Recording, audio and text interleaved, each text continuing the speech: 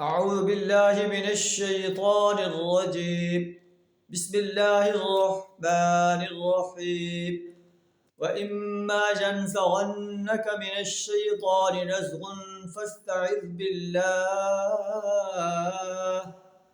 إنه سميع عليم صدق اللہ العظیم۔ سورہ اعراف آیت نمبر 200 آپ کے سامنے تلاوت کی ہے، جس کا ترجمہ کچھ اس طرح ہے: اے نبی صلی اللہ علیہ وسلم، اما ينزغنك من الشیطان نزغ، اگر کبھی شیطان تمہیں اکسائے، فاستعذ باللہ، تو آپ اللہ کی پناہ طلب کریں، انہ سمیع علیم، بے شک اللہ سننے والا اور جاننے والا ہے۔ شیطان جو ہے انسان کو بھٹکانے کی کوشش کرتا ہے۔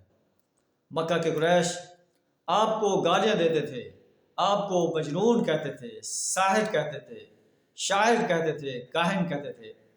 اللہ فرماتا ہے کہ آپ ان کے ساتھ جو ہے نرم اور معافی کا درگزر کا رویہ اختیار کریں، انہیں معروف کی تلقین کرتے رہیں۔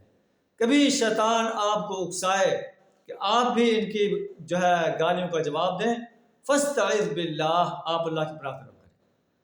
اللہ سننے والا اور جاننے والا ہے، اللہ ان کی باتوں کو سن رہا ہے، اللہ ان کی باتوں کو جانتا ہے۔